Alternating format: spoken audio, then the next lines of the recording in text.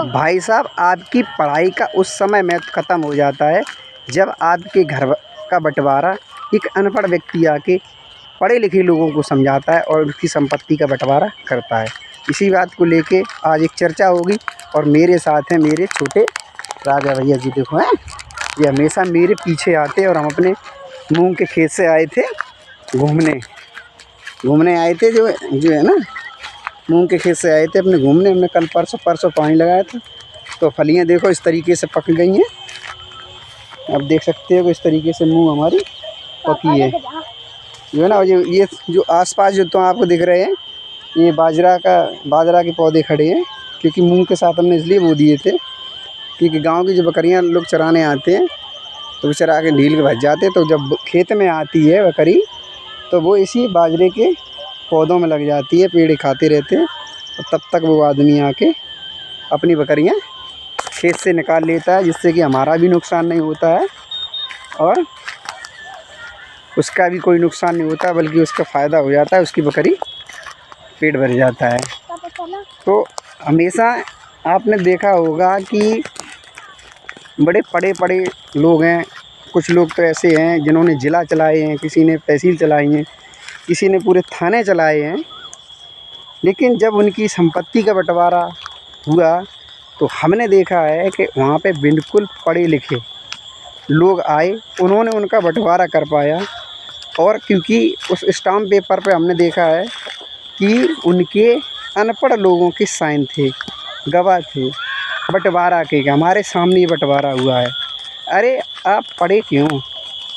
आपका पैसा सब बेकार है। कि आपने ऐसी कौन सी आपके पास मजबूरी आ गई थी कि भाई अगर कम ले लेता या ज़्यादा ले लेता तो था तो तुम्हारा भाई, संपत्ति रहती तो तुम्हारे बाप के ही पास, क्योंकि बाप की ही औलादें हैं वो जो संपत्ति का बंटवारा कर रहे हो। तो ऐसा ना करें कि आप पढ़े लिखे होने के बावजूद अनपढ़ लोगों से बंटवारा करें। हम ये नहीं कहते हैं कि अनपढ़ लोगों का अपमान करें, उनका सम्मान करें। लेकिन बात ये है कि जब आप इतने पढ़े लिखे होने के बावजूद भी आप अनपढ़ लोगों से अपना घर का बंटवारा करते हैं, ये बहुत ही शर्म की बात है। और ऐसा हमें देखने को ना मिले तो ज़्यादा अच्छी बात है, नहीं तो हम इसी तरीके के हमेशा वीडियो बनाते रहेंगे।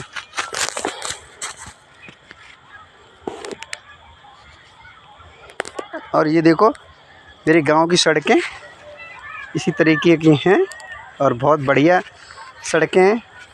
आजकल ज़्यादातर सभी ने अपने गर्मी की खेती की जुताई कर रखी है, देख सकते हैं। और जो मेरे छोटे राजा भैया हैं, देख सकते हैं, जो हमेशा मेरे पीछे रहते हैं, क्योंकि ये पिता और पुत्र का प्यार है, इसलिए हमेशा ये पीछे रहते हैं। क्योंकि जिस दिन हमारा थप्पड़ इनके पास पहुँच लग जाए उसी दिन जो हमारे पीछे आना बंद कर जाएंगे हैं। तो हमेशा अपने बच्चों को शाम को ज़रूर घुमाएं, क्योंकि घुमाने से बच्चों का मानसिक विकास होता है और उसमें समझ पैदा होती है, समाज में बैठना उठना सीखते हैं। और जिसने समाज में उठना बैठना सीख लिया उसने अपने जीवन का आधार बना लिया। इसी तरीके से हमारे वीडियो आते रहते हैं, आप सुने ज़रूर करें। और आज वीडियो का मेरा शीर्षक यही रहेगा कि उस पढ़ाई का कोई मतलब नहीं जब आपकी संपत्ति का बंटवारा एक अनपढ़ लोग करते हैं। या तो वहाँ कोई बेईमानी होती है या फिर उन भाइयों में एक दूसरे से बोलचाल नहीं होता है। लेकिन फिर भी बोलचाल करें, क्योंकि संपत्ति पास ही रहनी है। ये बैठ के देखो, बैठ के गाड़ी में मेरे पे, और ये हमेशा अब ये कह रहे हैं कि मुझे दूर तक घुमाने ले चलो। अब बताओ इन्हें कहाँ घुमाने जाएं? हमने कहा रुक जाओ, थोड़ा वीडियो बन जाए, उसके बाद हम तुम्हें घुमाने चलेंगे। ये मेरे मूंग का खेत है, 3 बीघा का है। मूंग आधी फर चुकी है, आधी अभी नहीं फरी है। और न बताओ, नहीं बजाओ ना। और ये जो है ना हमारे गांव का दृश्य है, जो आसपास हमारे गांव में पौधे भी खड़े हैं। और ये हमारे यहाँ पे एक मेरा शीशम का पौधा भी है, देखो ये खड़ा है, ये शीशम का पौधा है। और ये हमारे 3 बीघा यहाँ पे खेत है, उसी में मूंग भी है। अब देखो कितने दिन में ये मूंग मेरी पककर तैयार हो पाए।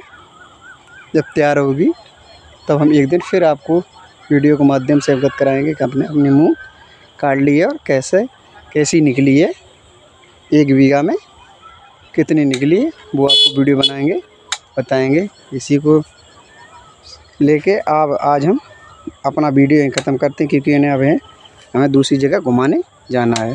धन्यवाद। वीडियो को लाइक शेयर ज़रूर करना।